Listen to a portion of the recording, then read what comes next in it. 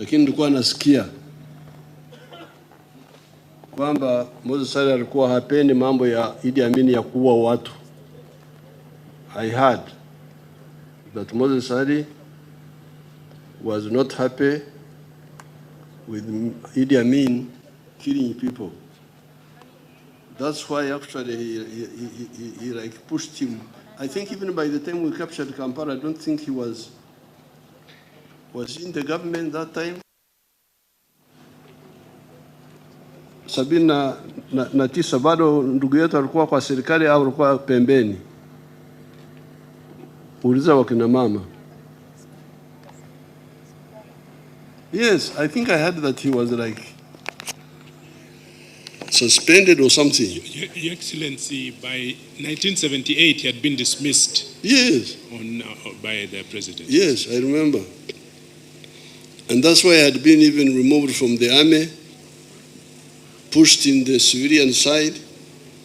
Then I remember something about some friction between him and Idi Amin.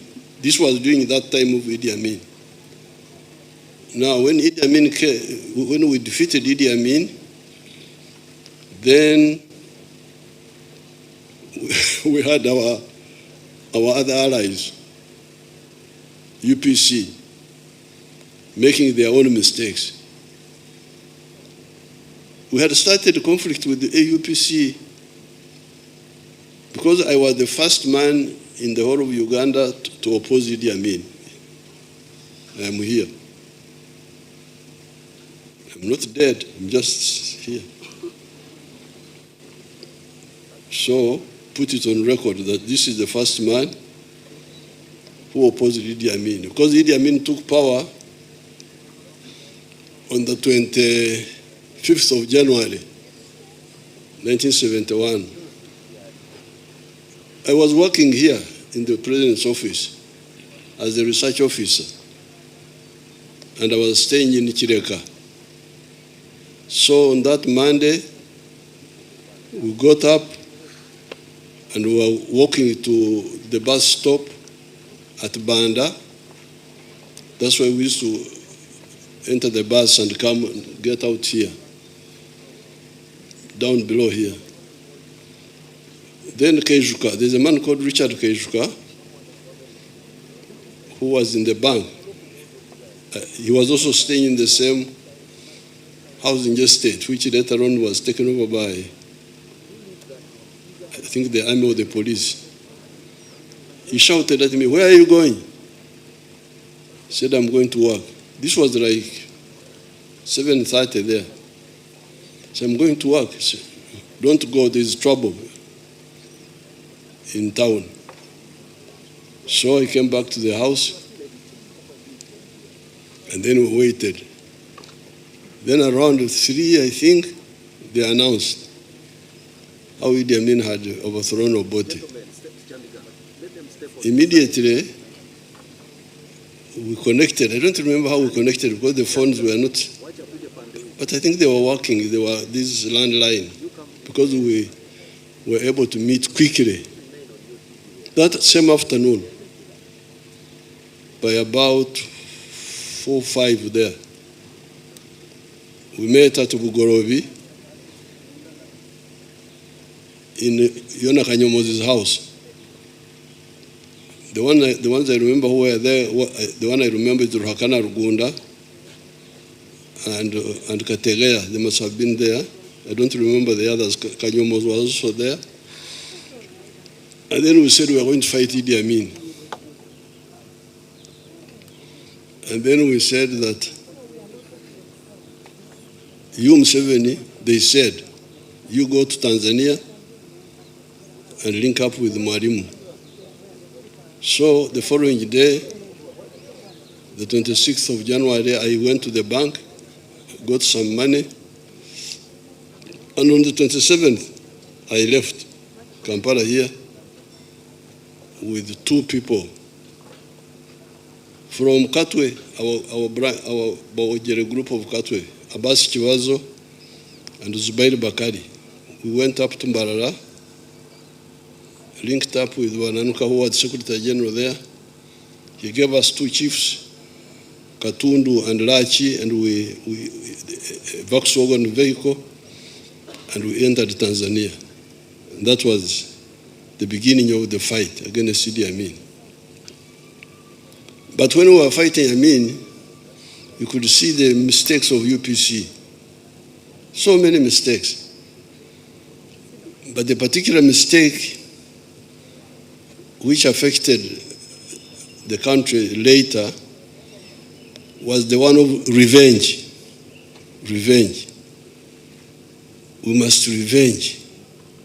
Idi Amin killed Langis, killed Achoris. We must kill West Nilas. So we opposed them. So you people, what you are talking is nonsense. And in 1972, when we attacked and then we were defeated and had to go back, we almost fought among ourselves. Because I captured a lorry full of soldiers and weapons at Kaberevere, 9 miles from Bara. I captured them. They didn't fight, these Amin soldiers, they just surrendered. They had a lorry full of weapons. Some ran away, but some were captured. It was September 1972. So the grass was burnt. Orhira when the grass is burnt. So I left these soldiers lying down. There were like 5 or 6 of them who had surrendered. The others had scattered in the bush. Then I went to unload the guns, G3 guns from the vehicle. Then I had bullets. They had these idiots of UPC killed these people. 5 of them shot like that. We almost had a fight there. You people, why kill people who have surrendered? So, by that time we were defeated, we had to go back. We lost so many people. We came up to the barracks in Mbarara, but it was not well organized. Then I was able to, there were 330 people on that side. I was able to take back 46. All the others died there. September 1972. So, when we came now, 79, defeated Amin this time, again the mistakes of UPC. When the Tanzanians were here, we talked with them, please don't allow these confused people to kill Western Islands. Because the people in Western Islands did not run away. They waited for us, they received us. But now, when the Tanzanian army withdrew, I think around August there, 79 or 80, I've forgotten the details. Then that's how the massacres in Western Nile started, by the UPC. That is what generated the refugees from West Nile to go into Congo and South Sudan. Many of these young people here who are with us in Parliament were born in Congo, if you ask them. Who were born in Congo? Let's see Congolese, you come. And South Sudanese. Those who went as children and those who were born there, come forward and we see you. We are not sure whether you are Ugandans or not.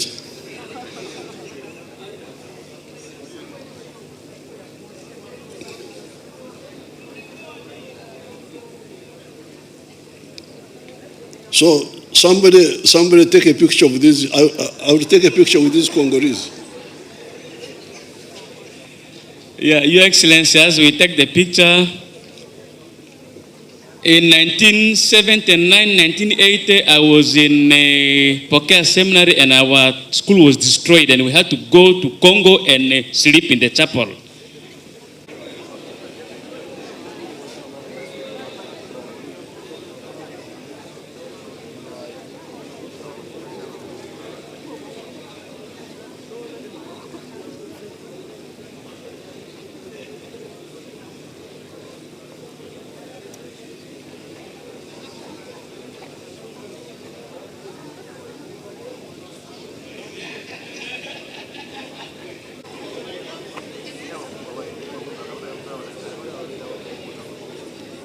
You have seen these Congolese and South Sudanese.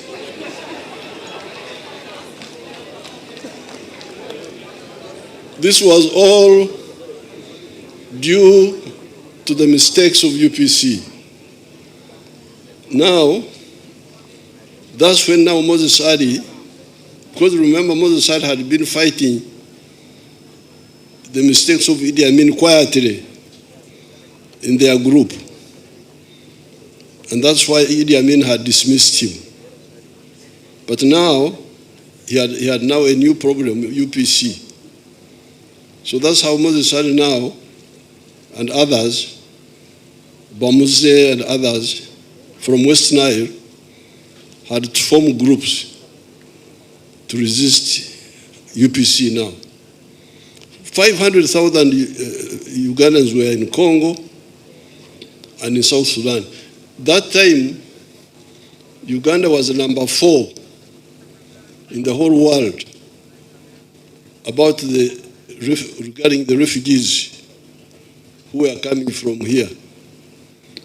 I think the first was Afghanistan, followed by, I think, Ethiopia, and another one. Uganda was number 4. We had that medal of generating refugees. So when the NRM defeated UPC and Okero's group, we went up to West Nile. I got in touch with these groups of West Nile. No. Let me go back a bit. So now, when we launched our own fight against UPC, now this round, February 1981, 6th of February. And we fought, we started fighting.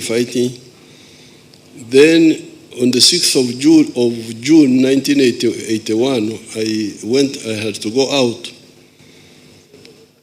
to look for support. I left Matuga, went through Buama, entered the boat at Katebo, entered the boat and went to Kenya, spending some night at Bubeke, in one of the islands.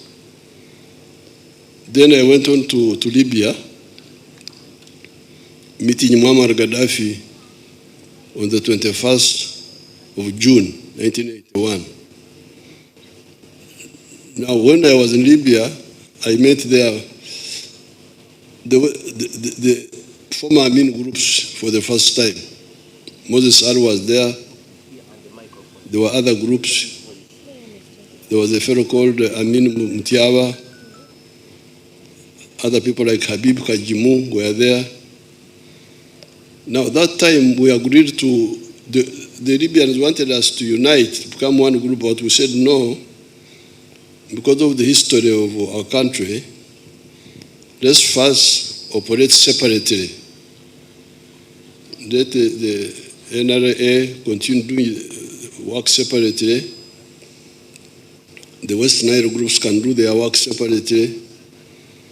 Kayira can do his work separately, but we coordinate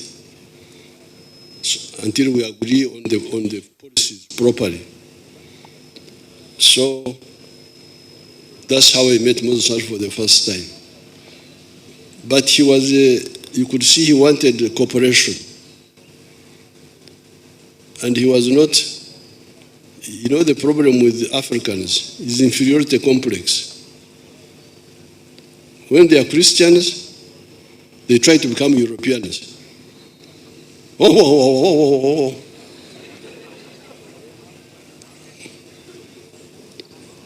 They think being Christian is being European. When they are Muslims, they want to become Arabs. Arabs. But you are not an Arab. You are a Mahdi. I can see you. Why do you want to be an Arab? So, I could see those groups in Libya when we were there. And I told Gaddafi, these people will not help you.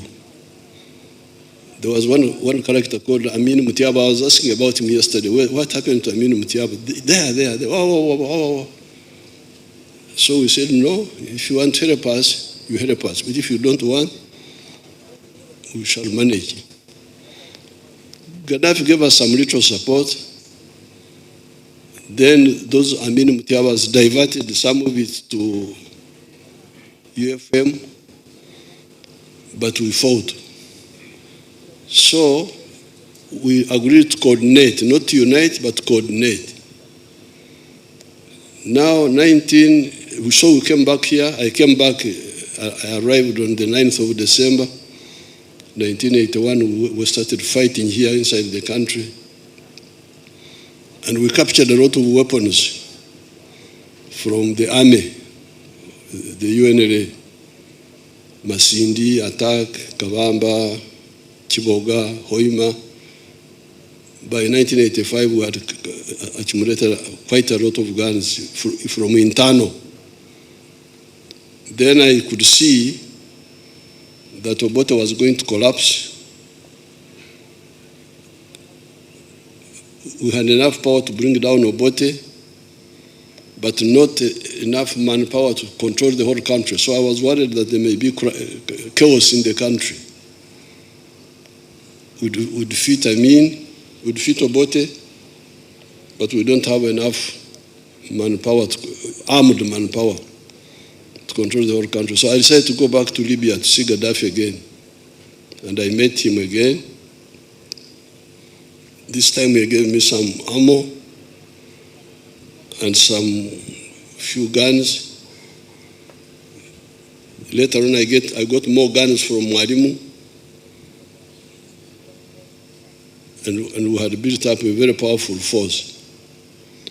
So when I was there this time, I don't remember that I met Moses Ali initially, but when Obote collapsed on 27th of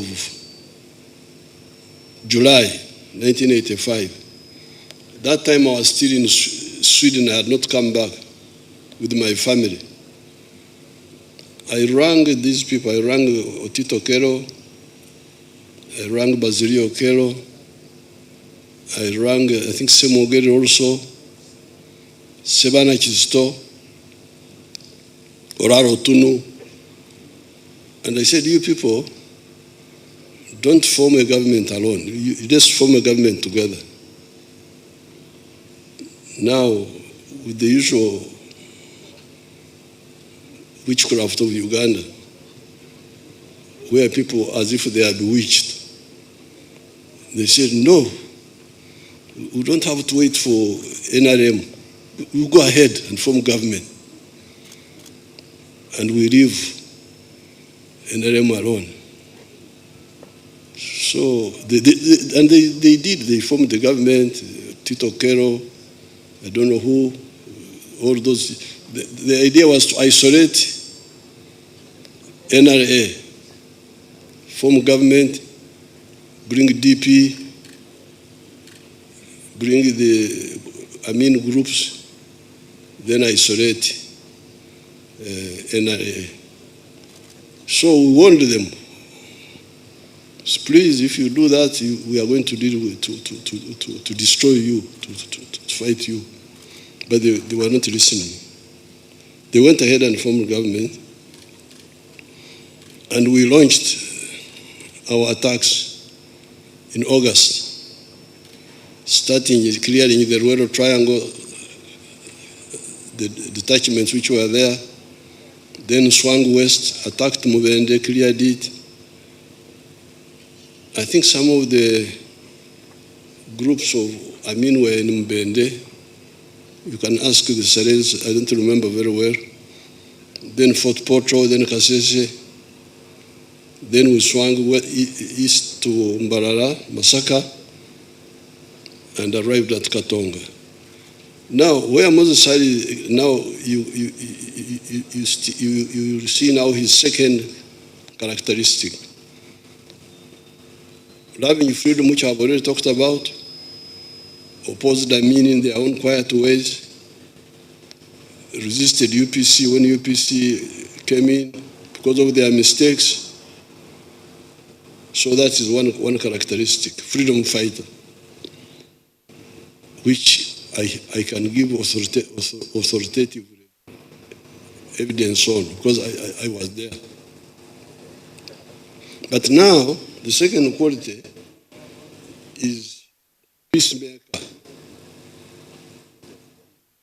Because he was with Dr. Adrico. I used to hear Moses sided with the doctor, Moses sided with the doctor, Moses sided with the doctor. I thought the doctor was a medical doctor. But when I met them, when they came to Kampala, they found the population was really hostile to the group, that group of Okero and so on. So they went back to Libya and contacted the Libyans. Me, I had already finished with Libya. I was coming back to finish the whole job here. Because the Libyans had given me 1 million rounds of ammunition, 800 rifles, but Mwalimu had given me more rifles, 1 million rounds and 5,000 rifles, so we were in a very powerful position. So I was coming back to finish off the job. But then Gaddafi called me, said, no, you come back here. There is something. So I left Nairobi, went back to Libya. Then I found Moses Sade there, and Dr. Adrico, this is the doctor they were talking about. He was a doctor of something else, not medicine. So I said, what do we do now? They said, no, because they were already part of the other effort to isolate NRA. Unite everybody, isolate NRA. But when they came, they said, this is a mistake. That's how they looked for Gaddafi to call me. And I went back and then I said, okay, if you want to pull out, we shall see how to assist you to pull out. Don't involve yourself in the fight for Kampala because we are going to attack Kampala. Because by this time, we were at Camp Ringisa. We had defeated all the counter-offensives of the poor boy who died. What was his name? Lieutenant Colonel Odwar, Eric Odwar. We had defeated them and we were at Camp Ringisa. On this side, we were at Toboroba, on Mitiana side. We were going to. So I agreed with Moses Ali that the UNLF people who are already part of this group, which was in Kampala, pulled out slowly, and he pulled out slowly. They didn't fight us when we were entering Kampala. That's how our cooperation now started. Then there are others who persisted in trying to oppose, like Juma Orsi. Eventually he died in there. So that is the second characteristic of Moses. Dialogue rather than confrontation where possible. The third one, he was really a lover of West Nile. Always pushing for the programs of West Nile. The tarmac road,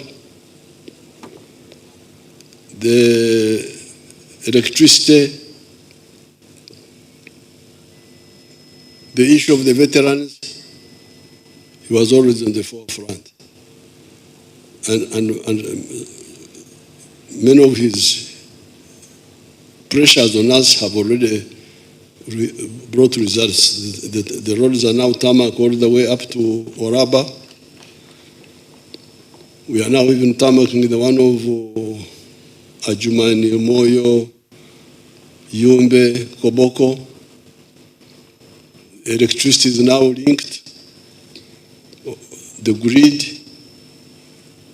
Now, you, the people, the leaders of West Nile, there is something I used to tell Moses which you must now work on. Yes, the infrastructure is now there, and we are going to expand it. There is the road from Nebi to the border with Congo, and along there up to Aru. There is this other road from Pakwach to Rhino Camp, and then along the Nile. We are going to work on those roads. But remember what I've been telling you in the campaign. People don't sleep on the roads. They sleep in their houses. So the issue of the household incomes for West Nile is something we should agree on. Ever since the tobacco got problems, we need new enterprises.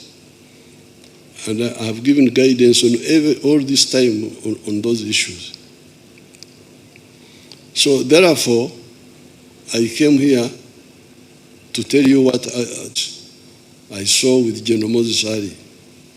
Number one, freedom fighter. Number two, peacemaker. Number three, development person. That's what I saw. I hear that even in the Muslim group, that's why his body had to be taken to Old Kampala, Chiwuri, and Naguru. That's what, I didn't know which faction he belonged to among the Muslims. But apparently he belonged to no faction. He was neutral. So this is the Moses Ali I saw.